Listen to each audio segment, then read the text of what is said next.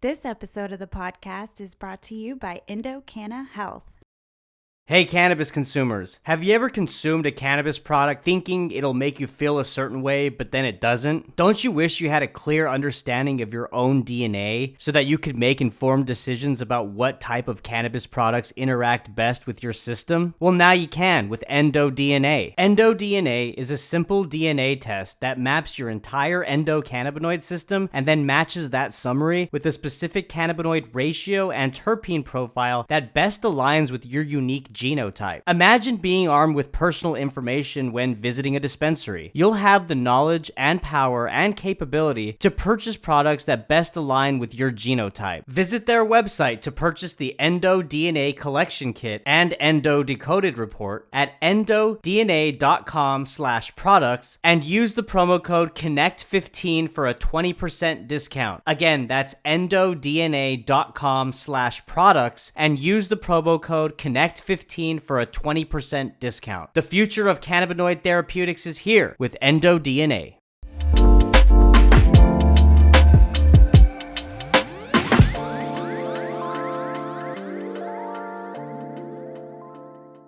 Ladies and gentlemen, we have Sasha Perelman and Elizabeth Santana. She's actually to be here shortly. She's running a little late, hit some traffic. But Sasha, how are you? Great to see you today.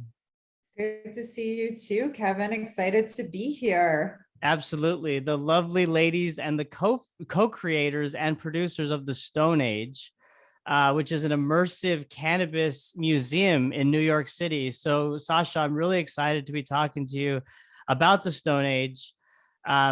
And you know what I think is interesting about the concept of what you guys are doing, and this has been talked about previously by, I like the way that Brooke Bergstaller put it, and she said how cannabis is just one tool within her toolkit, right? There's other tools like meditation and exercise and eating well and living a well-being lifestyle, and so it seems like what y'all are trying to do with the Stone Age is really to showcase the role that cannabis plays as a lifestyle tool. But there's stigma attached to cannabis, right? Because we've been battling 100 years of prohibition. So Sasha, talk us through the concept of the Stone Age and really what, the overall mission is for what you and Elizabeth are trying to do. Yeah, there's a lot in response to what you said, as far as it being a lifestyle tool and certainly a catalyst for many important conversations. When creating the Stone Age, the intention was rooted in not only conscious consumerism, but really how do we appeal to mass market consumers? How do we start to shift the narrative and really augment the narrative in a way that it's relatable to mass market? There's a lot of stigma around cannabis still, and that's quickly evolving. And I really believe that the Stone Age is a catalyst for that evolution.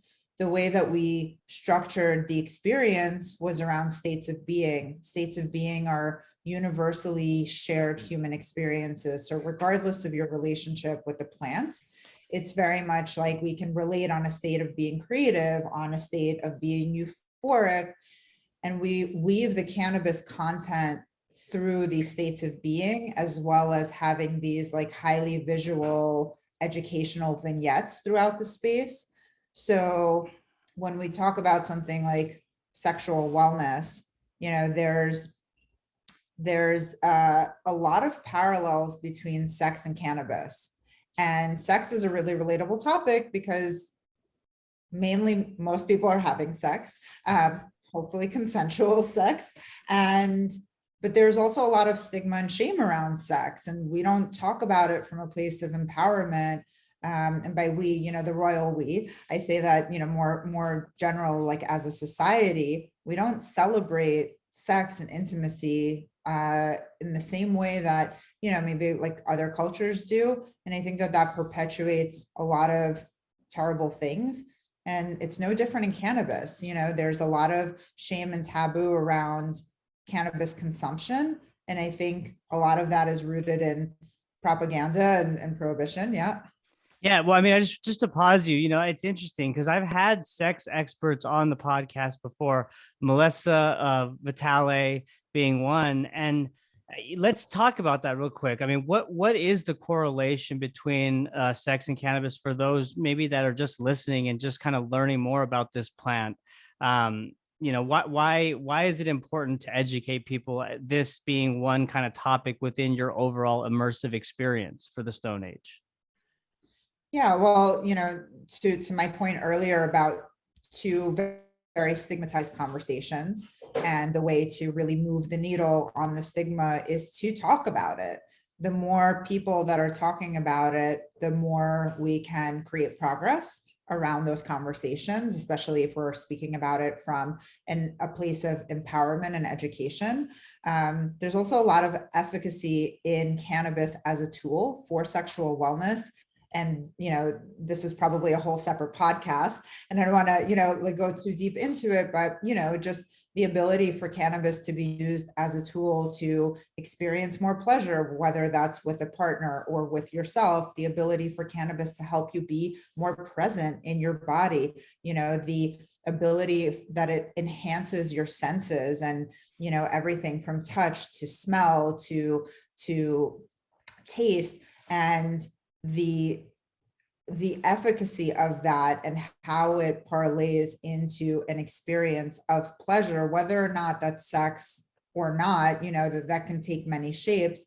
But I think it's more so about looking at it through the lens of wellness and intimacy, rather than looking at it through the lens of kind of this very like taboo act that we're engaging in.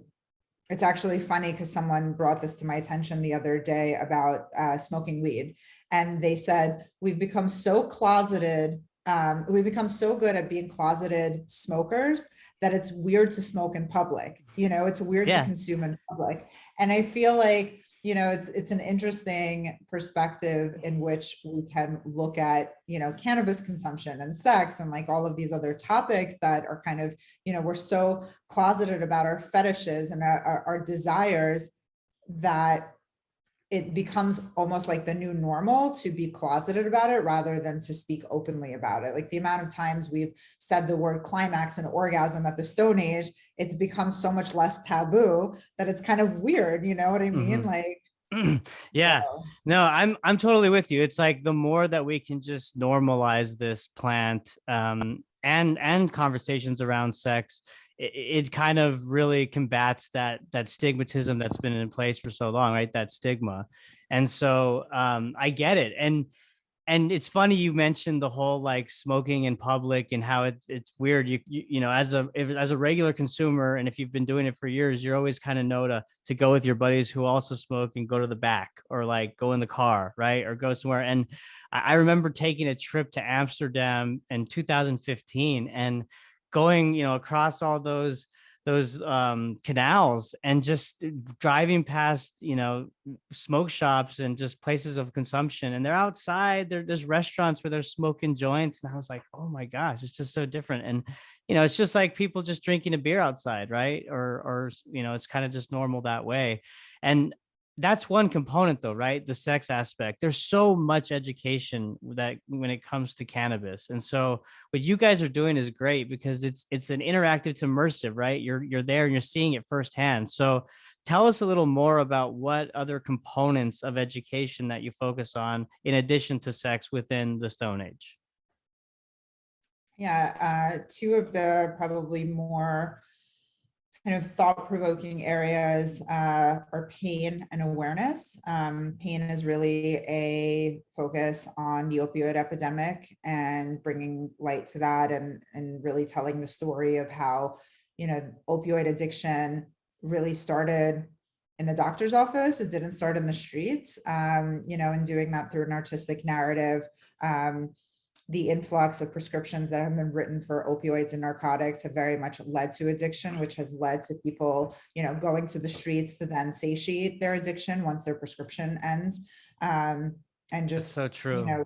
Yeah. Yeah, a lot of the attendees that I've gotten to connect with after they've gone through the space have literally come up to me and said, you've told my story. You've told my story in like a, in a 2-minute vignette, because I've struggled for years getting off of, these narcotics, and, my doctors just kept putting me on more narcotics to deal with the symptoms of withdrawal. And here's plant medicine, right? That has in many cases been proven to really be nature's TLC, and using cannabinoids to help with symptoms of opioid withdrawal. And also, before even going to opioids, before turning to opioids, having cannabis as a tool for pain management, right? And that doesn't necessarily mean smoking weed and getting high. Like, there are a ton of different ways that you can use this for pain, including topically,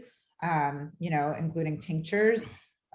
Transdermal patches are extraordinary tools. They break the blood-skin barrier, which is great. So the medicine goes directly to, to the spot of pain. So that's definitely something that was really meaningful for us to bring light to this. And then the other space, awareness, which is where we highlight milestones around the war on drugs and how that's led to a tremendous amount of racial injustice. It's also an area where we highlight art, creative writing, poems from system impacted individuals from around the country, really helping bring some humanity into the space, and showing the plethora of talent that exists. I think often people hear about individuals spending time in prison, and they think, oh, these deviants, it almost like dehumanizes these people, that some have gone to jail for having a joint, for lighting a joint after work because they've had a stressful day.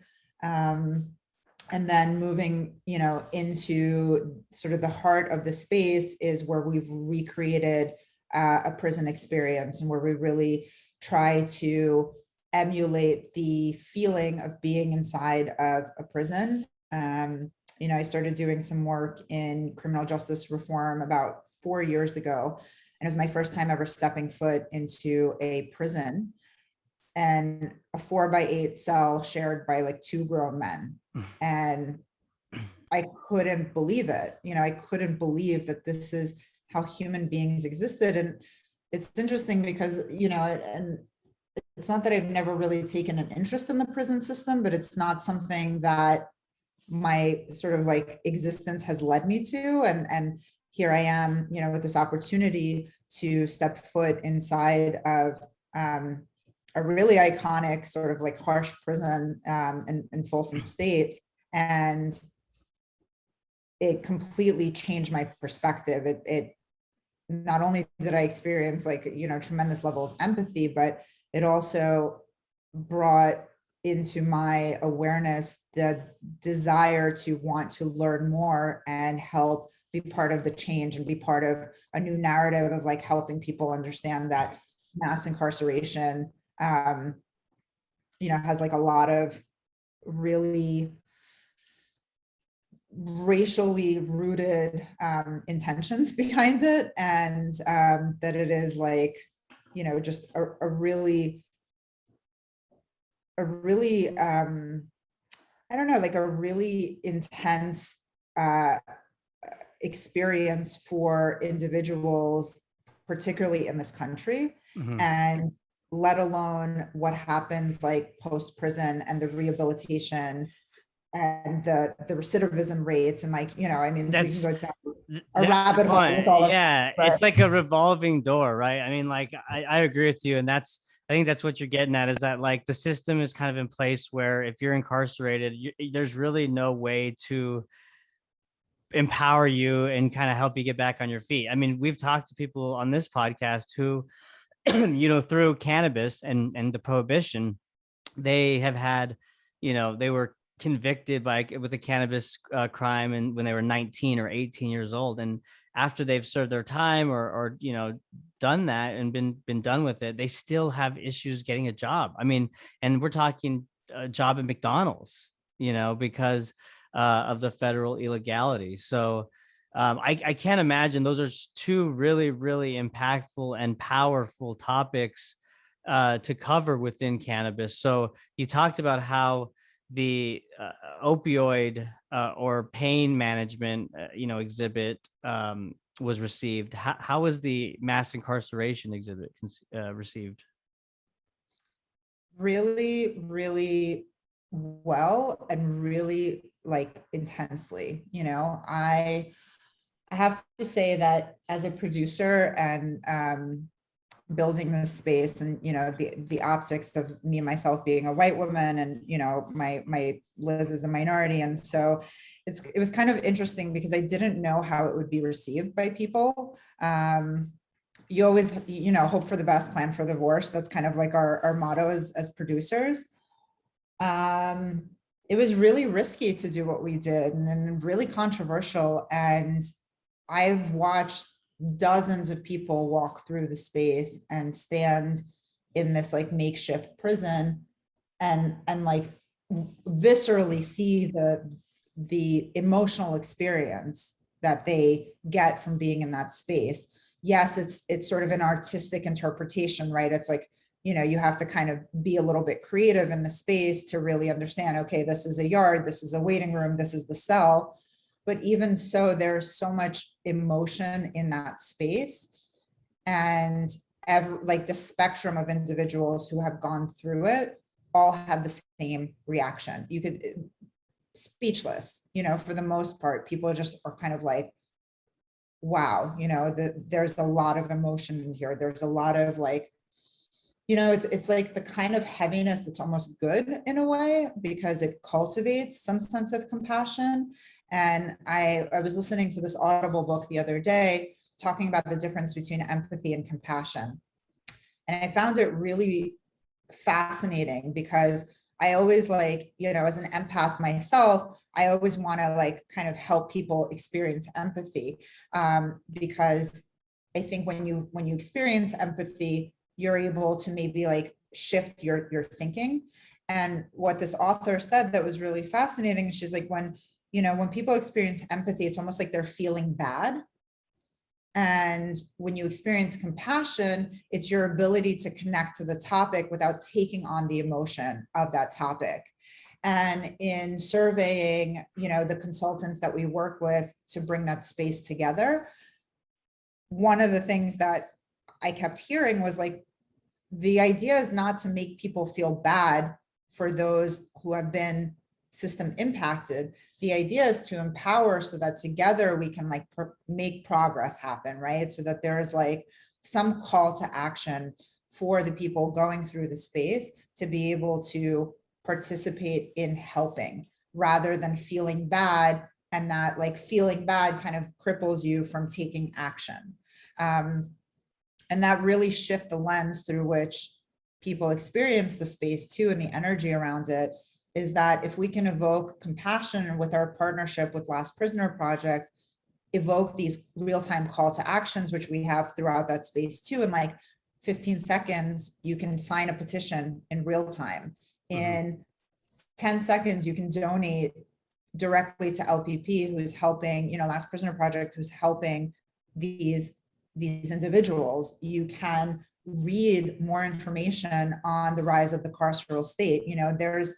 There's a lot that happens, where we can really get people involved, so that it's not just giving them the information, dumping it on them, and then being like, okay, like like you've seen it now.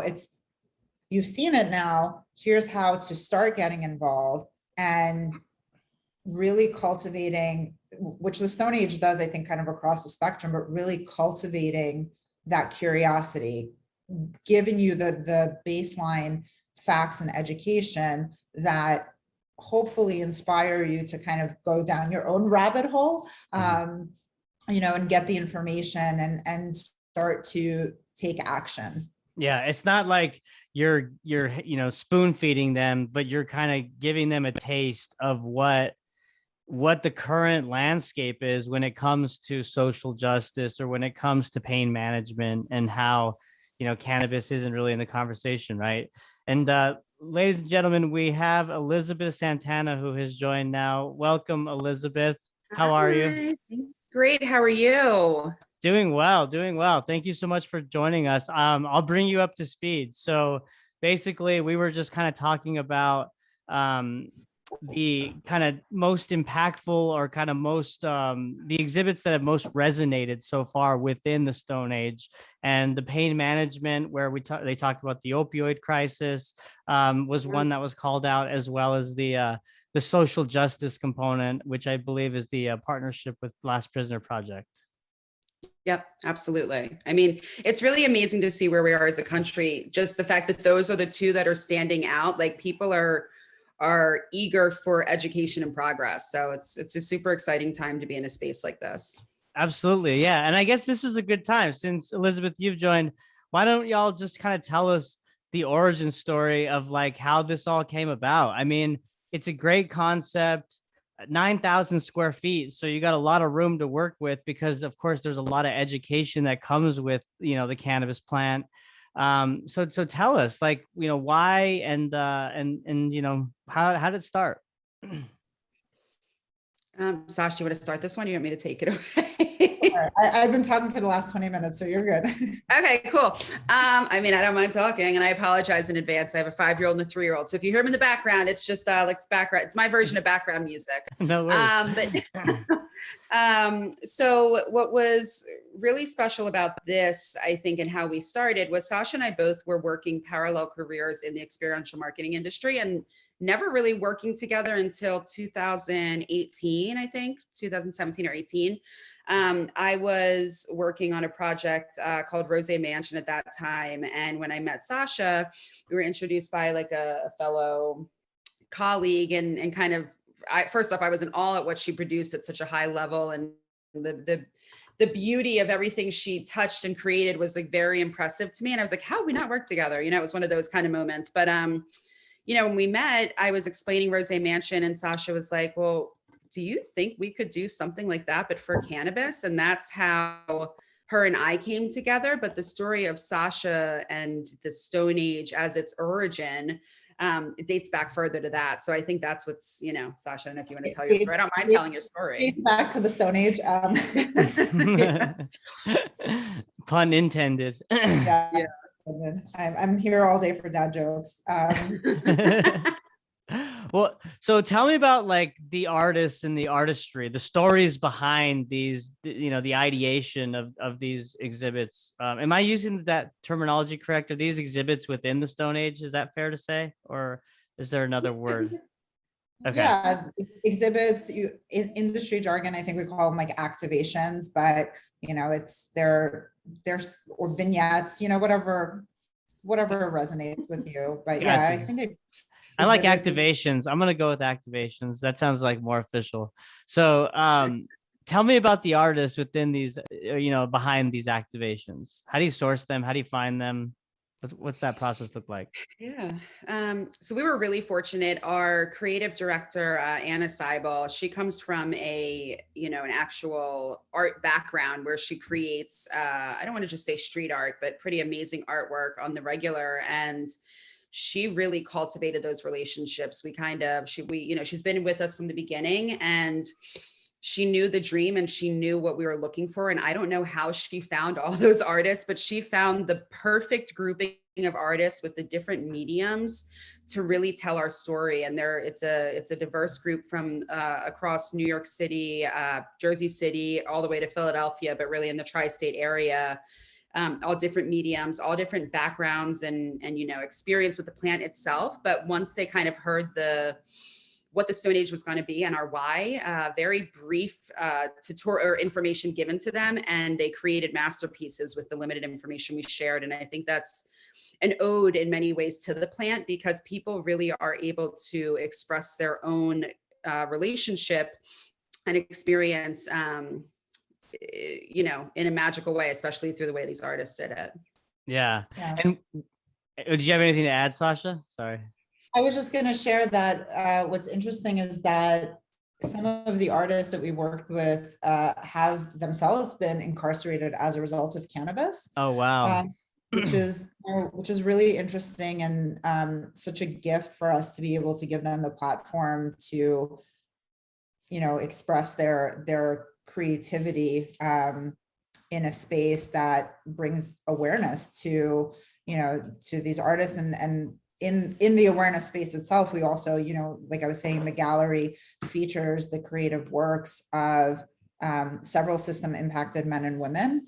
So it's really cool that there's kind of this added layer of that we're able to employ and work with artists who have been victims of the war on drugs, Yeah, no, you totally, that was going to kind of be my next like little question was, like what's their relationship with the plant, right? Like, do they consume? I mean, have they been incarcerated? So, I mean, you completely answered that. And that's seems like it's even more powerful because like you said, these artists do have a personal relationship and you're able to kind of see the concept of the activation, but through their perspective, right?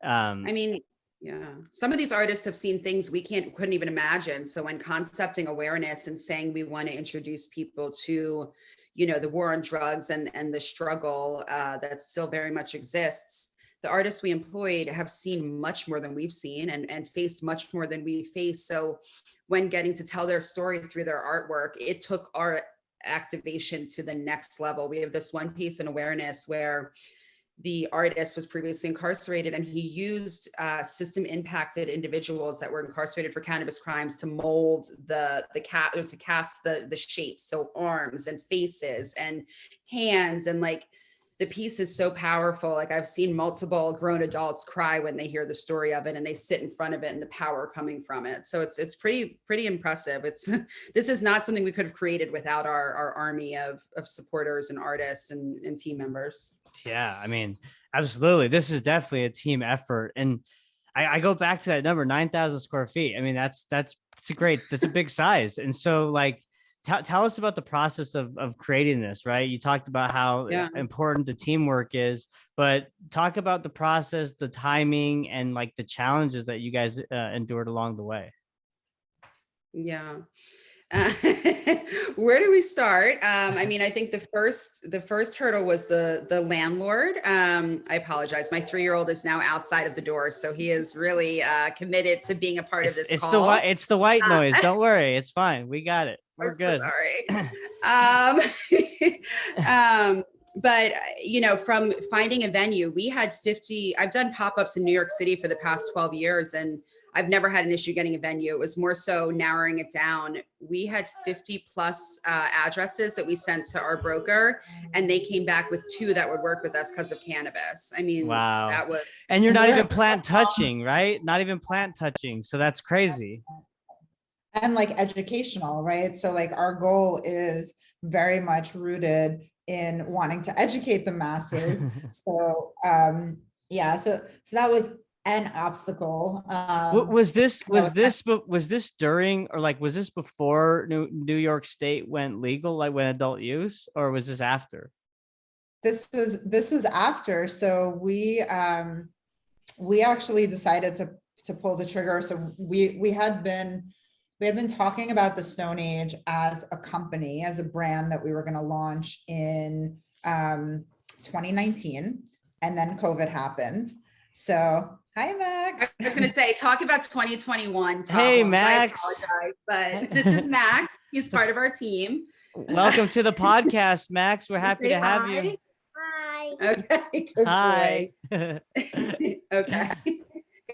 Go ahead, Sasha. I apologize. This is parenting in the cannabis world right now. So just do your thing. I apologize.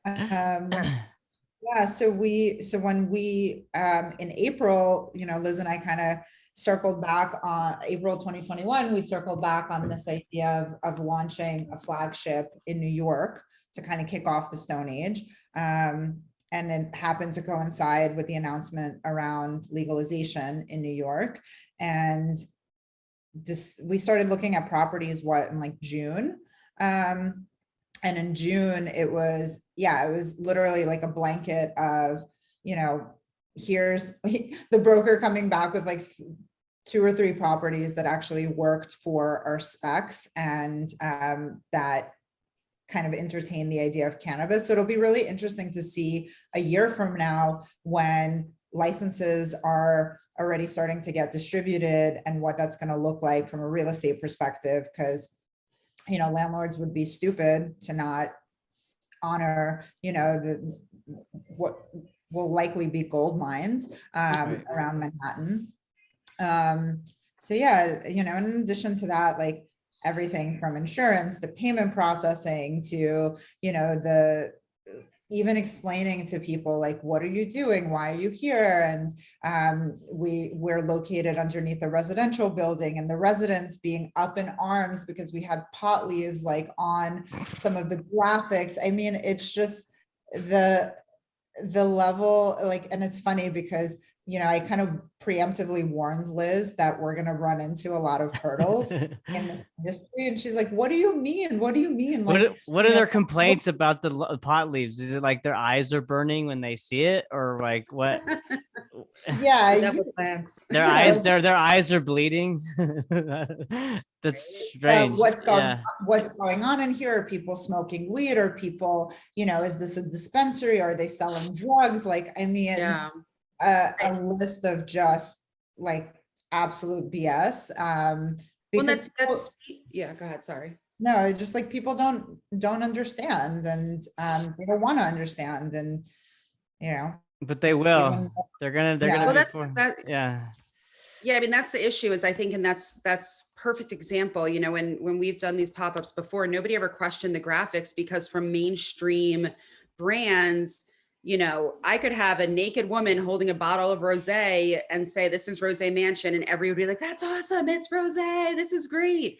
But because people don't understand cannabis, they don't understand that the health benefits and I mean, like, I can go on about that, but they fight it as like it's a drug, and it's going to change the way of the neighborhood. It's going to, but they also just didn't understand that it was an event. They thought we were a dispensary, a lounge, going to be having, you know, with the way people see this as an illegal drug, even though it's not anymore, and what we were going to be doing in this venue on 6th Avenue. But they're probably spooked, right? I mean, they're spooked because if you're against it and you know that legalization's coming, it's like, it's freaky. And, you know, before you joined, Elizabeth, we talked about this in terms of like, you know, the importance of everyone really who's a consumer and everyone involved in the industry to do their best to normalize this plant so that stigma over time is removed. Because I mean, in my opinion, this is going to be a process. This is going to be learned behavior. It's going to be first remove stigma,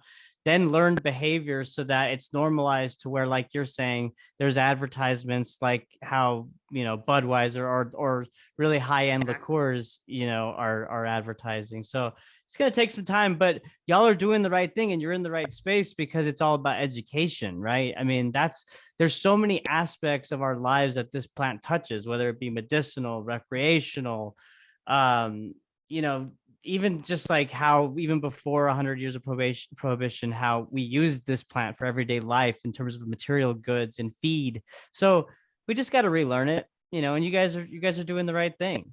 Yeah, and we're just barely scratching the surface, you know, like we really wanted to keep the information simple, meaningful, but also like palatable, right? Like relatable. So like even being in the industry for the last 5 years, like I barely know anything. And I like, you know, and compared to someone who doesn't know literally anything, it's a lot of information. And that was sort of the guide in which we started planning the Stone Age, was the idea that the information is so abundant and a lot of it is super anecdotal and also really overwhelming. So how do we take from all of that and create something that's really kind of a baseline knowledge for people to even something like, you know, for example, we have an area that's focused on modalities, and it's literally a list of ways to consume cannabis. And for people to understand, oh, wow, like there's more to cannabis than smoking weed and getting high. Like I can apply this topically. I can take tinctures. I have microdose edibles for my anxiety, you know, like I haven't taken like Tylenol, Advil in years because like I literally treat everything through like tinctures, topicals, and edibles.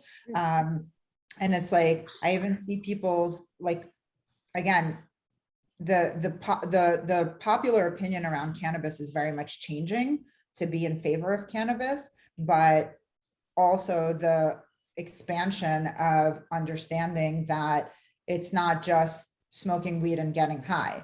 And that's like, or, you know, eating that 300 milligram brownie that you had in college that completely deterred your ability to ever want to consume cannabis again. You're just drooling on yourself. Yeah, the 100 milligram gummies, stay away from 50 milligrams. Stay away. I'm sensitive to edibles, so yeah, I get that world completely. Yeah.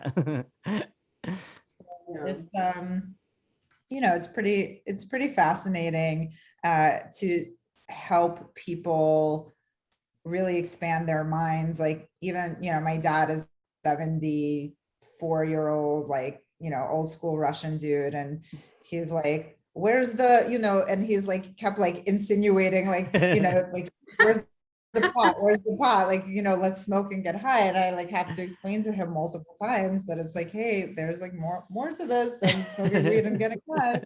That's why we're here. That's why we're doing this. This is where your daughter has been for the last 6 years. Hello. Yeah. You got to get him out there. You got to get him to go through the immersive experience. He has been. That's where that's where we had the conversation. Like I get he was trying to make sense of. He's like, what do you mean? There's like all these other ways. And I'm like, Dad, I've been telling you about this. Like, you know, I send him edibles, I send him topicals, I like, you know, give him all of the stuff. But like in his mind, it's just so rooted in the fact that like weed is about smoking and getting high. Getting high. You Yeah. know, that was actually, that's a perfect example. Your dad, who has been around the industry through you for the past 5 years, I got the pleasure of seeing him in the space. And you could see he got it. Like he might have heard all these words thrown at him by Sasha, and like same with me. Like, you know, we've heard the words, but he was immersed in it and he got it. And he left, I feel like you could see it click, and he would be like, I see it now. Like, okay, I get Makes it. sense. And that's why we're here. You know, there's no measure of knowledge when you come to the Stone Age, whether you're an expert or a kind of curious. I mean, Sasha and I are on the opposite ends of the spectrum. She's an expert, I think, to my level. She would probably not say that. And I'm a kind of curious, just introduced to it. And we came together, and like both of us can have a really beautiful, amazing time in this space and have very different experiences through it. So it's pretty cool. Yeah. And that's what's beautiful about the plant. I mean, at the end of the day, it brings people together. It's communal, right? And it's endless. I mean, the benefits and what you can produce and what applications you can produce from cannabis and hemp. Yeah. And so it's amazing that's actually a kind of I'm curious. You mentioned your dad as a visitor of the Stone Age. You know, what's your typical customer look like, or, you know, people that are coming in to see these activations? Like, are they kind of all across the spectrum in terms of kind of curious and regular consumers? Yeah, I mean, we probably both have answers for this. I'll say what was interesting is when, you know, you make a new company, you come up with your target demographic, and ours was, oh, it's going to be millennials. They're the pop-up. We don't have our target demographic is about this big, and it ranges from legal age of 18 to like the OGs that were back in the 60s, you know, the people that are in their 70s and 80s that are enjoying the plant and finally getting to celebrate it in a way that's like, oh, I can, you know, it's legal. It's all this thing. So I would say that, you know, I don't know if we have an avatar attendee anymore or consumer. And I think same point to the experience. We've had, you know, the OG Steve D'Angelo, who's with Last Prisoner Project, come through and have like an moment, see his eyes broaden. And we've had people that have never even tried cannabis before in their life have the same experience. So I don't know if I think that's what's beautiful about it. What do you think, Sash? I mean, do we have an answer? Do we have an avatar anymore? No, that is very much the beauty of it, and also expanding the possibilities for people to, you know, like it's interesting. I'll stand outside the front door sometimes And New York City, right? Like talk about a spectrum of an audience.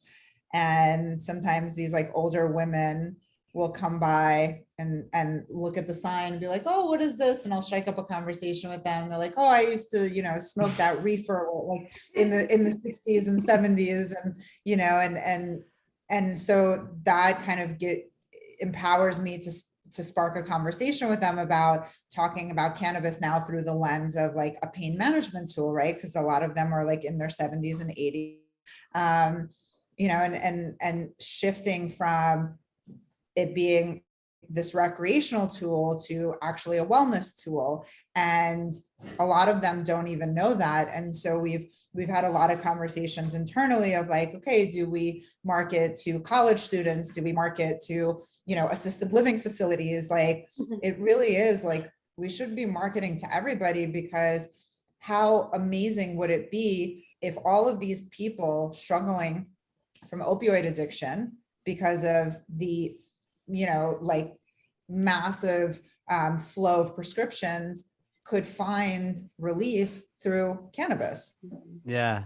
Even being open to that possibility. Yeah, you bring up such a great point. And I as you're talking, I had a thought. So like when you bring up that example of those older women that came by and you struck up that conversation, and you hear that so often of these older folks that say, I used to smoke back in the day. I used to, right? But of course they used to, because right in 67 or 69 was when, cannabis was listed under the Schedule 1, right? Under the Controlled Substances Act. So there was a hard stop to a lot of that consumption. And what I think is fascinating is that if you fast forward now to our generation, right? If you've been consuming like myself for over 15 years, and I've seen memes about this, it's really funny. Like you used to consume cannabis to get fucked up or to get high. But like over time, you understand that like, I need this actually for like my inflammation. I had a workout and I feel better after I work out when I smoke, or, I need a tincture, CBD or CBN to go to bed at night. And so it's just fascinating because we've got to experience that, but the older generation didn't. There was that gap in time. And so from their perspective, they just kind of see it as what you mentioned, Sasha, as like just getting high, smoking, Yeah. We had the pleasure of meeting a woman who she built her brand based on her family recipe for CBD and THC blends for ailments and whatnot. And she goes, my mom has been struggling with cancer and was on 37 medications. And I gave her CBD or, cannabis regimen. And now she's on 2. And I think that is, I told my mom the story because my mom always tells me how she's like, I invented, like I was part of the group in my college dorm. I used to roll it and sell it. And I did it all, and she's like, I know now. I'm sure she's right. I don't, but, I think when I told her that story, she was like, wait, I can use it for medicinal purposes too. And I was like, Mom, where are you? But like, you're right. That is, they don't realize it. She might have been the queen at William and Mary in Richmond or whatever, Virginia, is rolling her joints. But like, she had no idea that it might help her with restless leg syndrome or with things that she's suffering from on a daily basis that have defined her life at this point. So I agree with Sasha. It's really unfortunate too, right? Because like both of you have talked about earlier, and of course, one of the major activations that's at the Stone Age is that whole pain management, topic, and how we're living through an opioid crisis, right? And we've just kind of been inundated with pills to just manage this pain instead of, improving our health and well-being while managing that pain, go ahead. I was just going to say one information that's really interesting, and I'm probably oversharing, but part of the story that inspired pain was through my husband, who was having like chronic back issues and was giving all this medication. And Sasha introduced him to plant medicine as a medicinal, and it's changed his life. But I was talking to his pain management doctor a month ago. I asked him to have a meeting with me, and he was like, I would do anything to be able to use plant medicine, because I brought in a bunch of our stuff. I never got to tell Sasha this, and showed him things and was like, what, can you talk to me about these ingredients? How would this work? And he was like, I would love to be able to do this. And my hands are still tied. And like the fact that I can't bring a patient in my office, I know he knows Joelle's story. He's seen it happen firsthand with many of his patients, but he still can't, he's still tied like this, and big pharma and, you know, the states are still controlling the doctors from following what they want to do too, and what they know is right. So it'd be interesting to have more conversations with doctors and see how many of them are eager for this to be mainstream as opposed to where we are now. Yeah, no, I agree. It'd be interesting to even see like the percentage of doctors that are even aware and have a solid understanding of our ECS. You know, that's something that I always think about, our endocannabinoid system, because you know, that's not really taught, I don't think, within, I think that, you know, maybe for one little section, there's a part of it within the curriculum, but it's not heavily focused on, which I think that should change at some point very soon here. Yeah. Well, ladies, I want to leave you the floor here as we wrap up. This has been a great conversation. We've touched on a lot of things. Of course, the current stigma that's been being lifted, though, with the popularity of more public access to cannabis at the nationwide level, and the great things that you guys are doing within the Stone Age and the activation. So, what's top of mind for you? What do you want to leave the audience with before we wrap up? I'm going to let it end with Sasha because her words are so eloquent. I just want to say two things. We have first off, a boss woman sitting here with female drug dealer on her jacket. And that's that is a dope jacket. I was going to say, she looks like a G, man. She's right. Yeah. Like, I'm like, hey, when did you get this cool? Because I need that jacket. And I'm sitting here talking about cannabis in front of my 3-year-old. Like, we are part of the movement. We are part of the evolution. And I think looking back 5 years from now, let's like sit down and be like, remember that day we talked about it and now everybody can. Like, it's pretty cool. I think it's a moment in time we could all look back on it. It's really exciting. Max agrees. So I think we're good. I want to smoke a joint with you guys in that time. I want it to be federally legal so that we can all, you know, consume while we talk. That'd be great. Yes, do it. Sasha, the floor is yours. AKA cool Sasha. Well, firstly, if you're in New York, if you find yourself in New York, or you don't, come to New York anyways.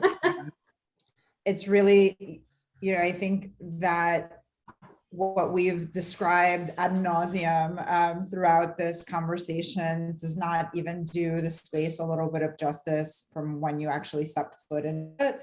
And so it's something that has to be experienced. And, you know, we're hopeful to be staying in New York for a minute so that we can really galvanize the masses.